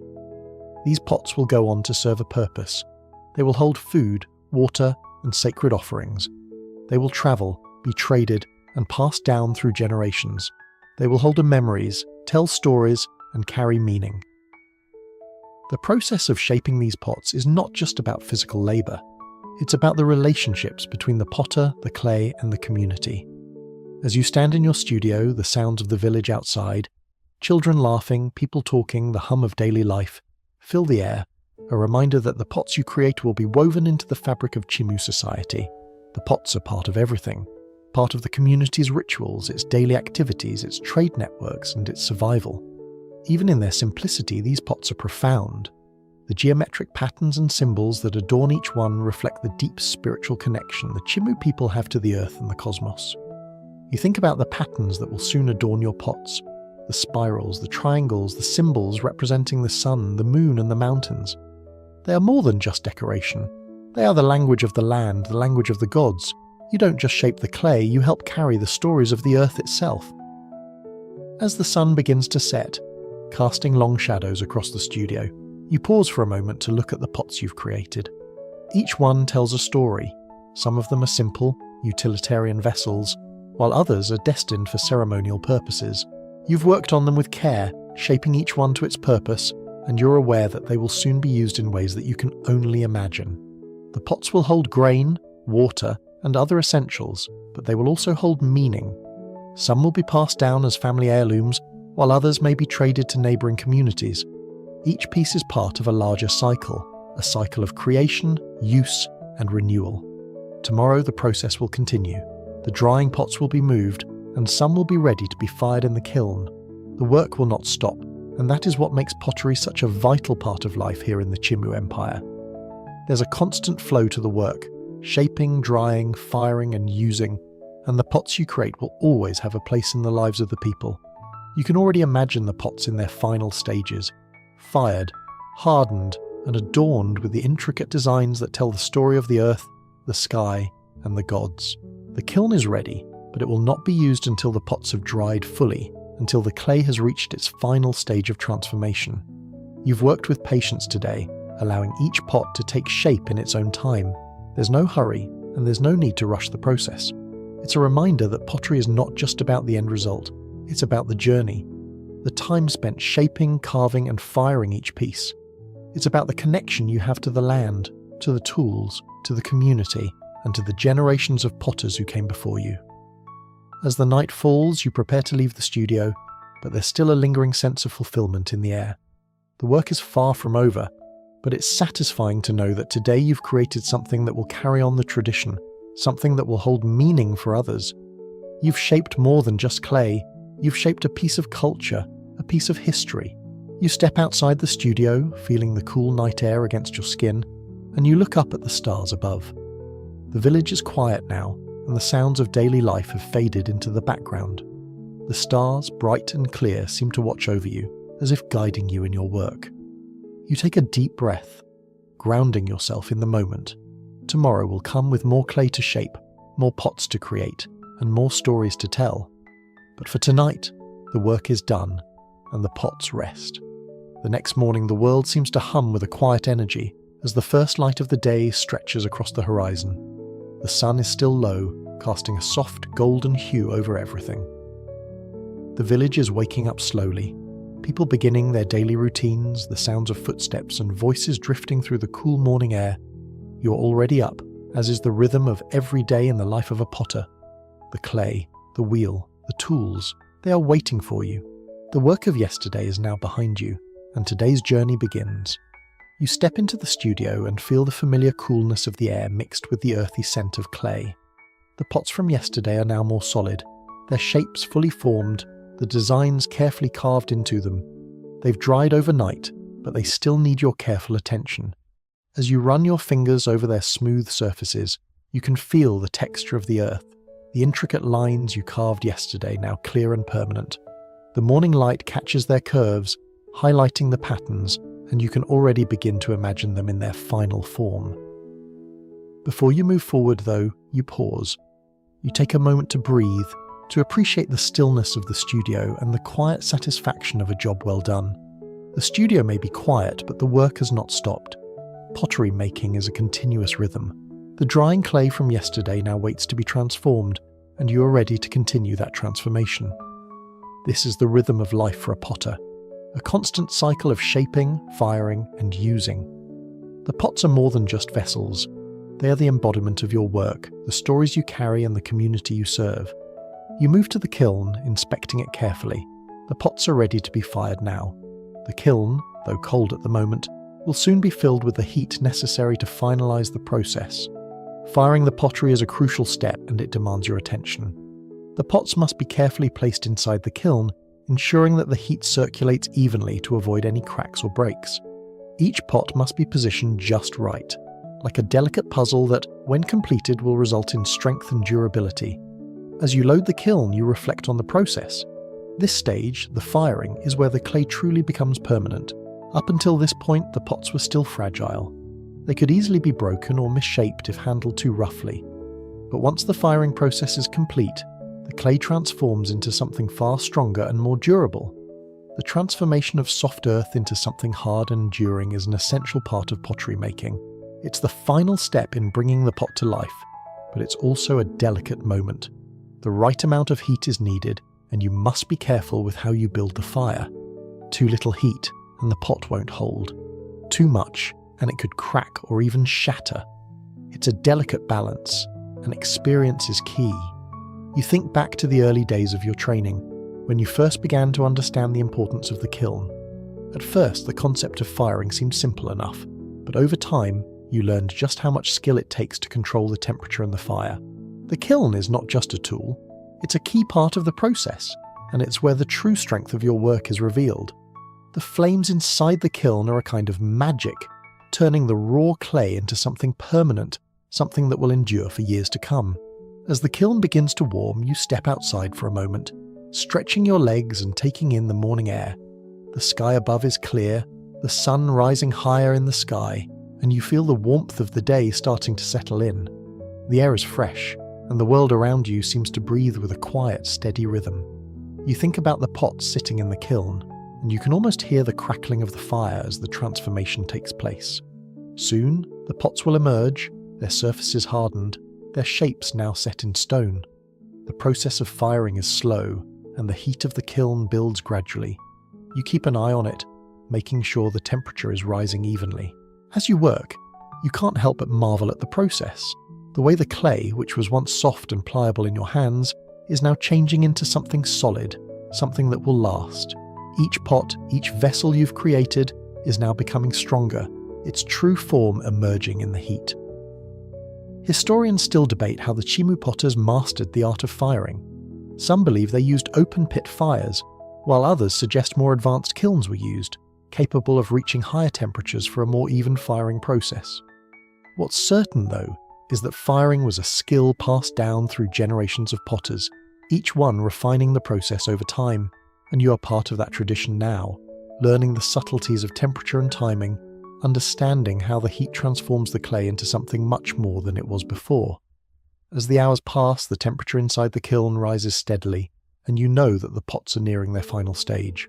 The smell of burning wood fills the air, and the sound of crackling flames is a reminder of the power of fire and heat. Soon, the kiln will reach the right temperature, and you will begin the process of cooling it slowly, carefully. It's another step in the process, one that requires patience. You can't rush it. If the pots cool too quickly, they might crack, so you let the fire burn down naturally, allowing the pots to cool at their own pace. By the time the sun has begun to set, the firing process is complete. You carefully open the kiln, feeling a quiet sense of anticipation. The pots, now hardened and strong, have been transformed. Their colours are deeper, the design sharper, and they feel solid in your hands. You run your fingers over the surfaces, checking for any imperfections. Each piece is now a vessel, ready to be used in the world. Whether it will hold water, grain, or an offering to the gods, it has completed its journey. The work is done for today. You step back, looking at the pots in the fading light of the evening. The transformation is complete, and you feel a deep sense of pride. These pots are more than just objects. They are the result of hours of work, of patience, of tradition. They are a part of the ongoing rhythm of life, and they will carry the legacy of the Chimu people into the future. The day's work slows as the evening approaches, but the studio remains alive with the quiet hum of completion. The kiln, now cooled and empty, stands as a quiet sentinel in the corner, a reminder of the transformative power of fire. The pots, once soft and fragile, now stand strong, their shapes final, their designs sharp and clear. You carefully inspect each one, feeling a sense of pride as you run your hands over the now cured surfaces. Each pot has taken on a life of its own, from a simple lump of clay to a finished vessel ready for use. The transformation from earth to object, from raw material to functional art has been completed. It's the kind of satisfaction that comes from seeing your work come to fruition, the culmination of days of shaping, carving, and firing. The pots have been through the full process now, and you can almost feel the weight of their journey. They've been formed in your hands, hardened in the kiln, and now they are ready to serve a purpose. Whether used in daily life or in ceremonial practices, each pot carries with it not just its practical function, but the care and tradition that you, as a potter, have poured into it. The evening air is cooling, and the shadows in the studio lengthen as the sun sets. You step outside, stretching your back after hours of work, and take in the stillness of the night. The village is quiet now, most people having retired for the evening. The stars begin to emerge in the sky above, their faint light adding to the quiet beauty of the night. The world outside is still, but your work, the pots drying in the studio, seems to hum with energy. The process of creation has completed for the day, but the pots remain as lasting reminders of the work you've done. It's easy to forget in the rush of the daily routine just how much goes into each piece of pottery. The clay gathered from the riverbanks, worked and kneaded, shaped on the wheel, carved with intricate designs, and finally fired in the kiln. All these steps come together to create a single vessel, yet each one tells a story. It is more than just an object.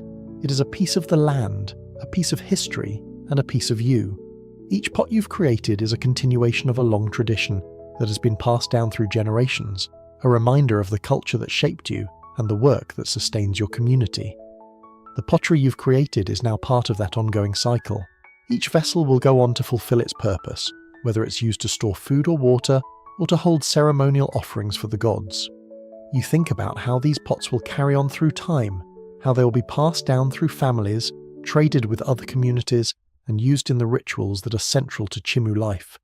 Each one is a small piece of a larger whole, a thread in the fabric of a culture that has lasted for centuries. As the night deepens, you return to the quiet of your home, the peaceful rhythm of the village outside filling the air.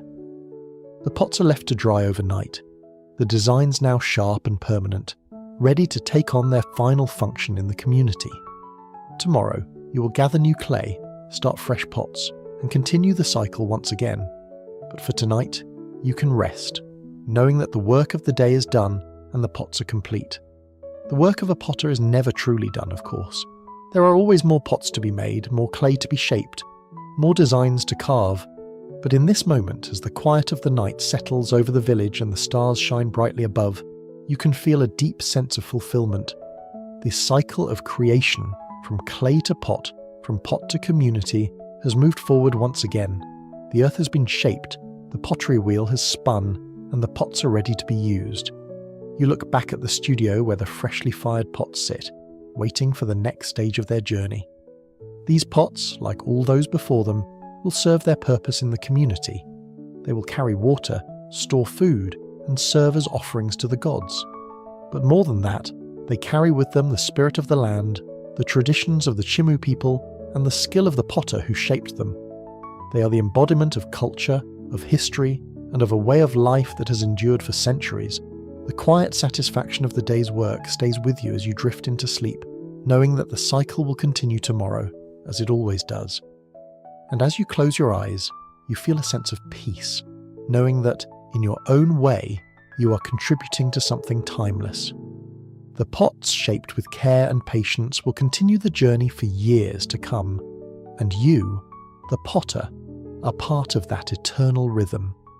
The first light of dawn brings with it a sense of renewal. The sky still painted in hues of soft orange and pink as the sun slowly rises above the horizon.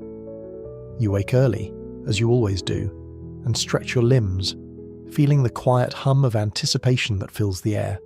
The pottery studio is waiting, the clay is ready, and today is another day in the ongoing rhythm of creation.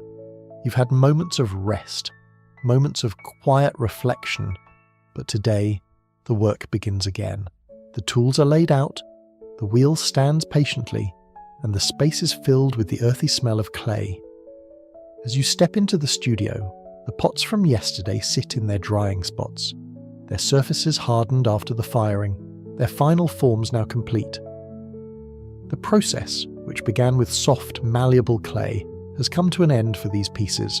Now they stand strong, each one ready for use. But there are always new pots to be made, more clay to be shaped. The cycle of creation continues. You begin by inspecting the newly fired pots from yesterday, running your fingers over the cool surfaces. The warmth of the kiln has sealed them into permanence, and now you can see the intricate designs that have come to life through your hands. The patterns, once just lines scratched into the soft clay, have become a living testament to your craft. Each curve, each geometric shape, each symbol is not just decoration. It is a piece of the Chimu culture, a reflection of the world around you. These designs carry meaning, whether they represent the natural world, the gods, or simply the patterns of life itself. Today's task will be more than just finishing what you started yesterday. You need fresh clay to continue. You move to the storage area where the clay has been prepared. It's soft and smooth, ready to be molded into new vessels. The process of gathering and preparing the clay is just as important as the shaping and firing. If the clay is not properly kneaded, it will crack when it's fired, and the whole effort will be wasted. You've learned this lesson over time through trial and error, and now you work with practiced hands. The feeling of kneading the clay, pressing out the air bubbles, folding it over and over again, is deeply satisfying. There's something inherently grounding in the act of shaping something from nothing. It's not just about making pots. It's about connecting with the earth itself, about transforming raw materials into something functional and beautiful. As your hands work the clay, you feel a bond with the earth, with the generations of potters who have come before you, and with the community that will eventually use the pots you create. Once the clay is prepared, you begin again. The wheel spins, and you start to shape the clay, gently coaxing it into form. The familiar motions fill you with a sense of calm, a steady rhythm that guides the day. The pots take shape one after another. Some will be tall and narrow, while others will be wide and round. Each one is different, shaped for a specific purpose, whether it's for cooking, storage, or a ceremonial purpose. You think about the role each one will play in the lives of those who will use them, and you feel a quiet satisfaction in knowing that these pots will serve their purpose well. The work is slow, but there's no rush. You know that each piece must be made with care. Pottery is not a craft that can be rushed.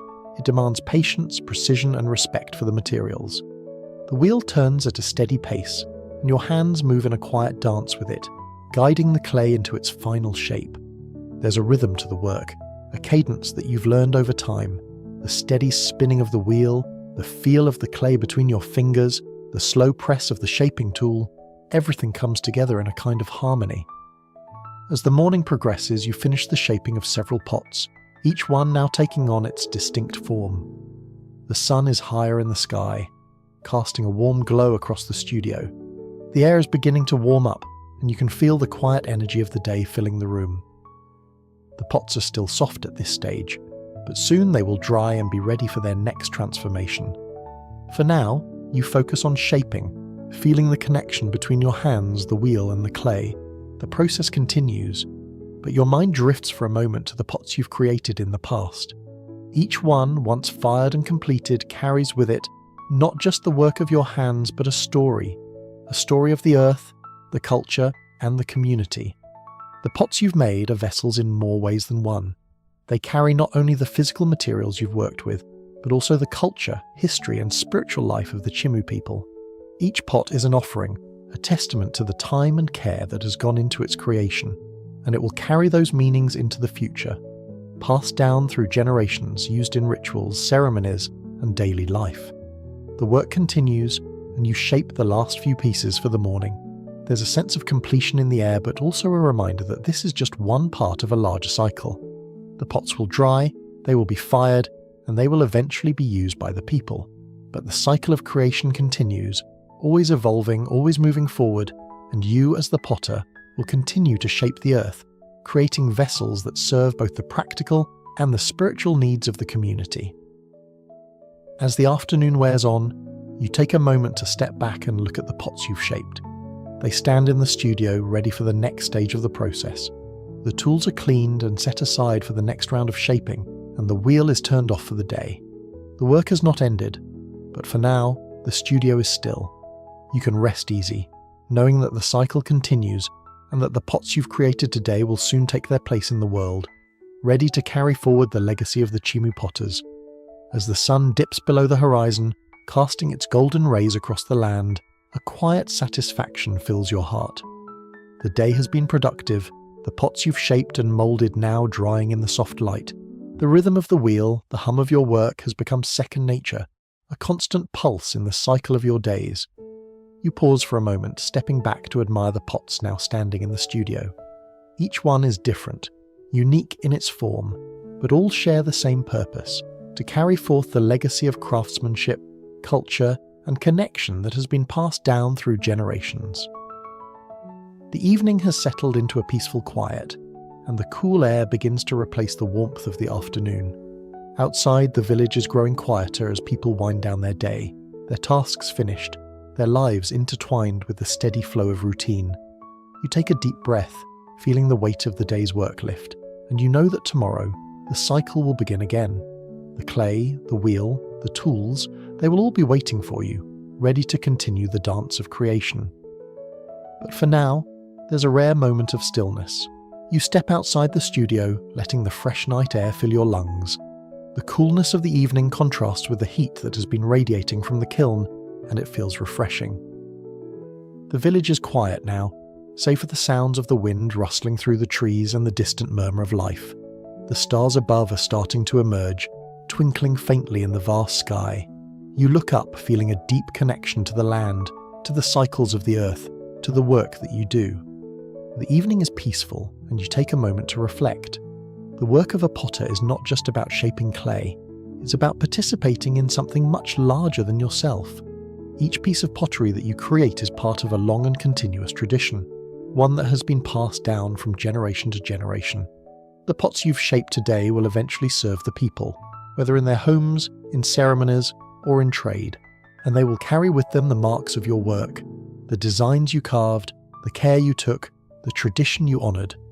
There is, of course, the process of firing to come, the heat of the kiln that will harden the clay, giving it strength and durability. It's a crucial step and one that requires careful attention. You can't rush the firing, just as you can't rush the shaping or the drying. The work demands patience, precision, and respect for the materials. Once the pots have been fired, they will be permanent, ready for whatever purpose they will serve. But for now, the pots rest, drying slowly as the evening cools. The work you do as a potter is both an art and a necessity. The pots you create are not just beautiful, they are practical, essential parts of everyday life. But there's something uniquely satisfying in knowing that, even in their practicality, the pots hold meaning. The designs, the shapes, the careful carving, they're all expressions of culture, of connection to the land and of a shared history. They represent the Chimu people, their lives, and their beliefs. As you stand outside the studio looking up at the stars, you realize that you are part of a living tradition. The pottery you create will outlast you, just as the pottery of generations before you has outlasted them. Each pot is a piece of history, a testament to the work of countless potters who have shaped the earth and the community. The rhythm of the work may change from day to day, from season to season, but the core of it remains the same: to create, to serve, and to pass on the legacy. You return to the studio, and as you enter, you see the pots resting in the quiet corners of the room. The designs you carved into them now seem even more alive in the fading light. The warmth of the day has passed, and the pots, though still drying, are ready for their next stage. Soon they will be fired, and then they will be used, serving the community in ways both practical and ceremonial. But for now, they are quiet, still, waiting for the next step in their journey. The tools are cleaned, the pottery wheel is turned off, and the kiln is waiting. The cycle of creation continues, and you know that tomorrow will bring more clay to shape, more pots to carve, and more work to do. But for tonight, the work is complete. The pots have been shaped, the designs carved, and the rest will come in time. You step back, taking one last look at the studio. The cycle continues, always moving forward, and you are part of it, shaping the future, one pot at a time. As the moon rises higher in the sky, casting a soft silver glow over the pottery studio, you find yourself once again reflecting on the cyclical nature of your craft. The work is never truly done. It's a rhythm that moves constantly, like the wheel that turns in time with the seasons.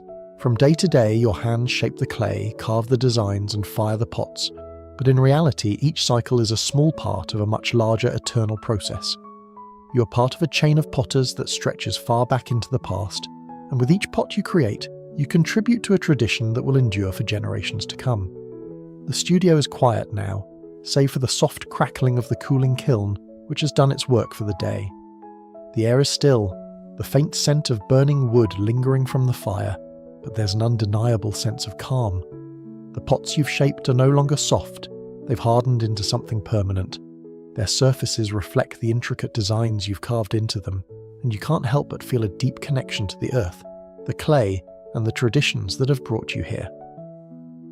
In the stillness of the evening, you take a step back and allow yourself a moment of quiet pride.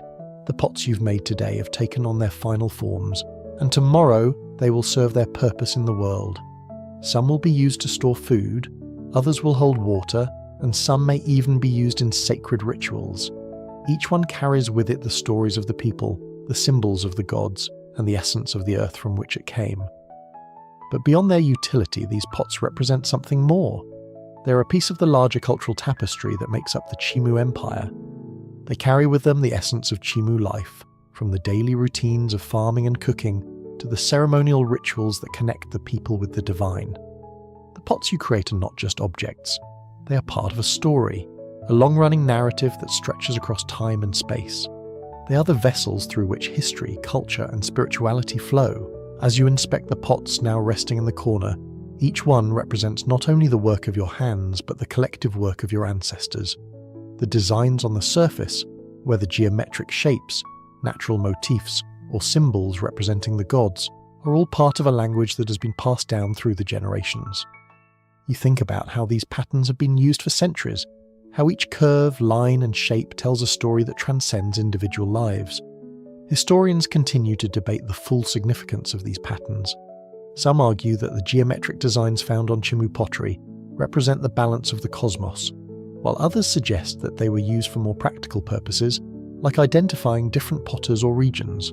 However, one thing remains clear: the designs are deeply symbolic, reflecting the Chimu people's connection to the earth, the stars, and the spiritual realm. Tonight, as the kiln cools and the studio falls silent, you consider how each pot has its own purpose. Some will become part of the daily routine, used in the homes of the people for storing food, holding water, or cooking meals. Others will be used in ceremonies, their symbols aligning with the spiritual practices of the Chimu people. And as the night deepens, you feel a deep sense of fulfillment, knowing that your work will continue to serve the community for generations to come. The work of a potter is never simple. It requires not only skill, but patience, dedication, and respect for the materials you work with. But it is also deeply rewarding. You are shaping more than just clay. You are shaping history, culture, and community.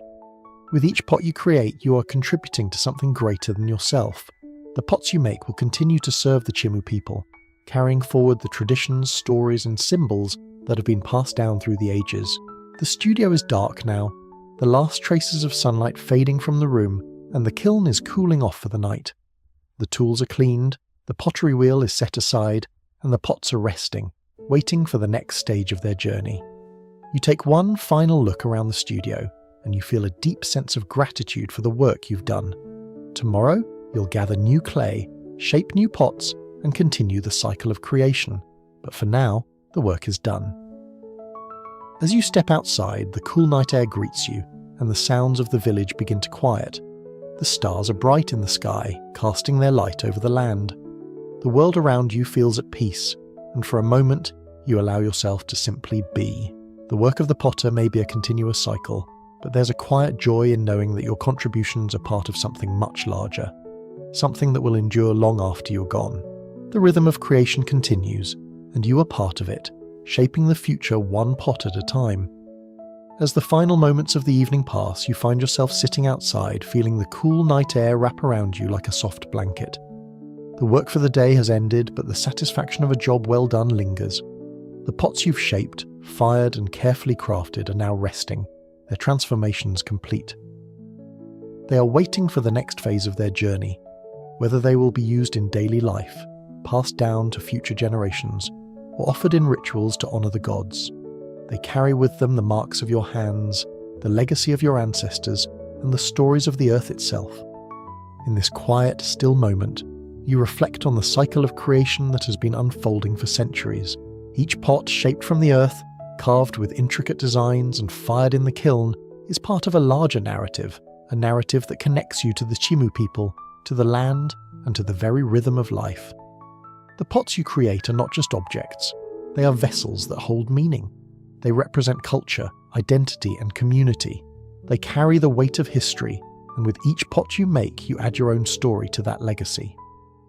Historians, scholars, and potters alike have spent years trying to understand the true significance of Chimu pottery. Some focus on the practical aspects of the craft, how the pots were used for storage, cooking, and trade.